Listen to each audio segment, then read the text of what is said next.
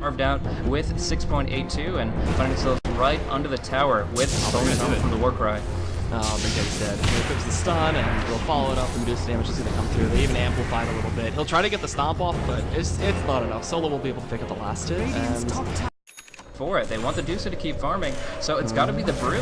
But Brew has no TP and would be very transparent in going to the side shot. So they go for the gradual counter push, pop the fortification within deny range. But in the end, the damage is favoring Secret, and they'll get the last hit. That was a good stomp too. Yeah, Big Daddy. Radius of explosions makes it to like comparable damage to a Shadow Fiend ultimate. You really got to watch that thing, and right there, just cleaning it up, getting a perfect flank off, and they didn't know what hit him. Very nice movement. It's going to be a tier 1 for tier 1 trade, as we do see Empire forcing that issue, forcing the glyph, and in the end should be taking this tier 1. And a shield, not even gonna last a lot, but Resolution with an RP only onto 1 to stop S4 for a little while. And either way, he's got the regen rune. Solo's getting taken out almost as S4. He's just coming in speedy, flying on through. He's able to juke the Crypt one, but for how long? The Souls finally find him. He'll end up pulling a mega kill streak for S4, and now out on Mag, he'll be on the run, and Silent will look to turn it with the Stone Gaze, but he just can't get in on a single target other than Puppey, who looks to try to turn it with the Freezing Field, but just gets obliterated by the right clicks. Now, a nice air splitter coming out from Big Daddy No Tail. Silent standing his ground though. He'll keep right clicking, and there's a massive RP setting up Silent for the right clicks. He does get slipped for a moment, but in the end it breaks. Double Yules comes out, and S4 will be dropping here. A very big kill for Silent. Unstoppable.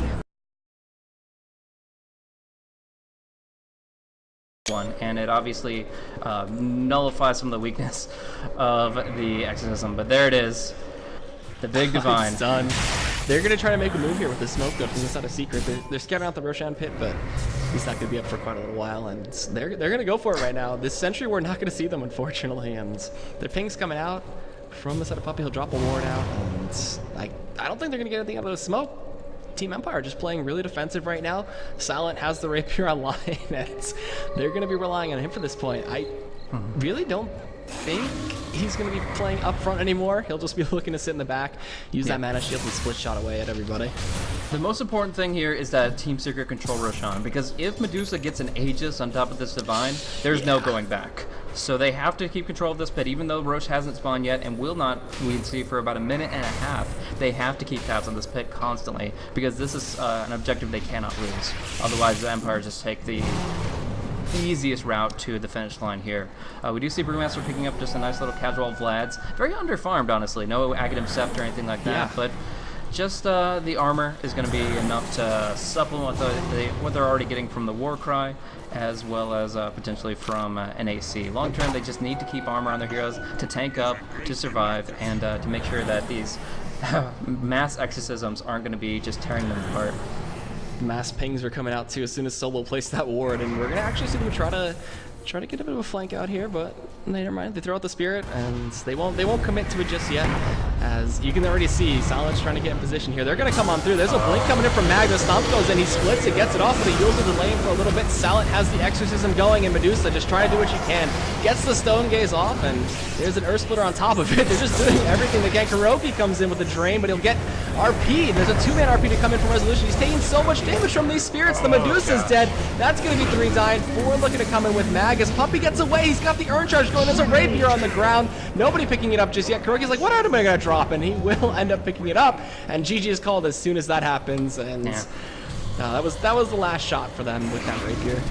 Oh, they still had a really good shot of it, but the team fight just got picked apart really quickly. They kept on focusing odd targets there. They kept on going for like the non-single target focus fire on the Death Prophet. I don't know why the Dusa, with her Divine Rapier, decided to focus the tankiest hero of them all, but this Death Prophet has a heart, a Shivas, a Yules. She's not going down. So, yeah, in the end there, Silent put a huge amount of emphasis into the Death Prophet. Didn't really get any split shots, not because he was doomed, but because he was out of range.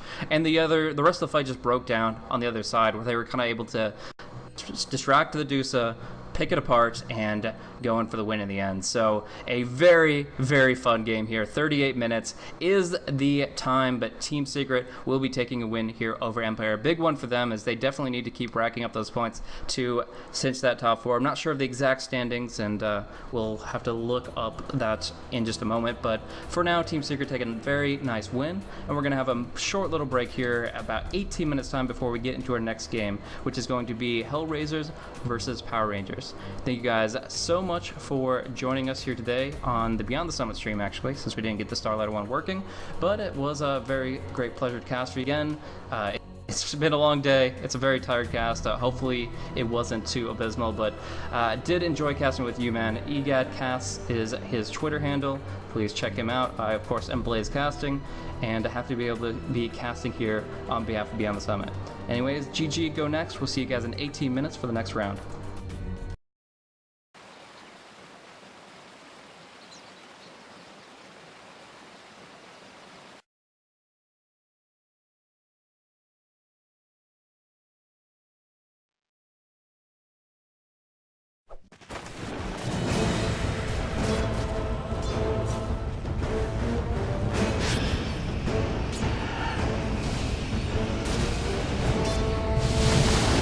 Napalm stacks are coming through. They're going to be able to get one kill. Rise gets the first one on the Sadoy, though, in the bot lane. In the meantime, while Kummerby is running away up top, pops the south, and Jottam, his bottom is going to go down. Ace gets Firefly. He's going to sticky Napalm this back. Like, the lasso is a huge opportunity, but only if VP can be caught up by themselves. They'll force have to pull him out. Now the arrow coming in. Ogre out in no man's land and being chopped down. He will fall alongside his tier 1 tower here in the mid.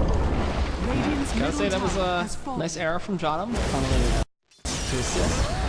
They're gonna pop the Moonlight Shadow, and they're gonna go back in here, as it actually is Sadoy being lassoed back in. Rise is trying to pick up the last hit, but can they see him? Like, not, he fades away. There's a two-man stop coming in from BZZ. The arrow connects for a kill, and Sprout on top of it with Rise picking up the second. Can get some farm that VP don't match, because right now they're always at least keeping pace with the Morphling, if not completely outrunning him when it comes to this net worth count. And with the tower on top, with the amount of kills and pickoffs they've been finding, it only seems to be getting worse from here.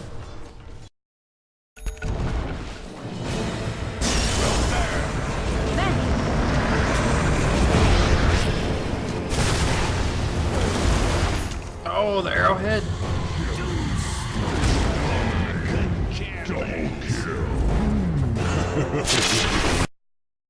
They could just YOLO on the racks. I don't think so, to be honest. Well, if we actually look at buybacks, so they don't know this, but we see that there are only 2 buybacks that are completely unavailable, and 2 that are just a little bit out of the picture for Fnatic here. They need 80 more gold on Brewmaster, 60 more gold on Bane, but the other 2 are far from a buyback. So if VP forced the issue here, it's all on Honey. He's got the 2 lives. He's also, of course, got that Satanic, but it's all about him making the impact. Arrow will connect. Oh, nothing. Very, very fortunate for Fnatic to try to hold this position. The game would be over with one good arrow, but now we see the Hex come through. They break the linkage, and this might be life number 1. Well, not quite. There's a 3-man multicast. Oh, are you kidding me? No, it's crazy, man. And now is Hani just in the midst of everyone. He's still not morphing because he thinks he can still use anything. No, he can't. He has a buyback right now. For some reason, though, he doesn't end. Well, this is very interesting. This is very interesting. Hani keeps scratch. Come on, dude. Buyback. There he is, back in the fight. Meanwhile, G gets himself up. The second boost with this right now. And there is a bonus also on the BCC. But the Rex are definitely, if they go for the BD Rex right now, this might be game right here. They're trying to do this. They're trying to go for the Rex. Oh, they won't succeed. It's annoying. Well, spawning some new sets of 3 and big. Oh, the Blade Man, it's not enough. It's not enough right now. Oh, maybe it is. Maybe it's gonna be the Megas are gonna be in dodge here. Hani with the triple. But now it's go time. Fnatic. How can you come back against melees? Well, with a farm morphling, that's one thing. But you somehow gotta make this stuff happen. And I'm very curious. Hani didn't use his Satanic at all. He wasn't duped, I think he was. No, I think that he was just in a position where he knew that he had it in reserve. He knew he had it as essentially a 3rd life, and yeah, just try to make you in that fashion where you can surprise the opponent's VP, think they have them. They kind of make a, whenever you see a carry buy back and be right in the middle of the fight again, you immediately focus him. You say, okay, this guy, as soon as he's dead for the second time, the game is over. And so it becomes a huge point of emphasis. But if he can kind of take the flak from his teammates, tank up all that damage, and then suddenly turn with that Satanic, then there's some huge potential for them to swing forward in the fight. But in the end, it proved unnecessary, only cost them the buyback, but obviously that's the longer cooldown between the two. Are calling. I wonder if he sells his thing just to get the rapier. I don't know, man. It's just go time, dude. Like, Yeah. Doom is gonna be up in 4 seconds. This is not enough. I think he's this is still gonna be- afraid. I think he's still afraid of the Hex, still afraid of the Doom. Unfortunate. And there's also like... The problem is now also gonna be, if you don't have the creeps to tank against you, the damage is gonna be too big. And well, they go for BC once again. If they can bring it down, well, continuously, this is amazing. But so far, Orcus is smashing every time I see it, on point. But here comes everyone outside of Fnatic, they've got the gem. TCC dies, Sky have a buyback right now, but they have to bring down one tower. You're also now dead. The buyback state is still looking pretty okay for VP. There's still 4 people alive, and everyone on Fnatic is kind of dropping low. One tower down, this means now he can actually do some damage to the sorts of tier 4. Sidoi just goes down here. No, he doesn't. Now we got by a Doom onto Hani. He dies, no buyback. This is gonna be GG. Too much, just way too much. The stats no damage anymore. Yes, it's pretty nice that we still see Fnatic just fighting on. It's a good effort, A4 effort, but in the end, here we go with Rise. Get thrown down. As well as BCC fighting come with me. And meanwhile, the throne. We got some issues there, if you're a Fnatic fan. Oh boy, what a game. Yeah, a very tough one to come back from, but Virtus.Pro do claim it in the end. Hani, he really put the game on his shoulders, but yeah, one is not enough, especially like to Doom, and yeah, in the end it's going to be the side of Virtus.Pro to triumph over the ex-MYM roster Fnatic. I mean, as far as standings go, they didn't really have a chance to actually qualify with the unfortunate standings that MYM took over to this Fnatic roster, but no matter the case, they put up a great fight. It was a really strong showing from them, but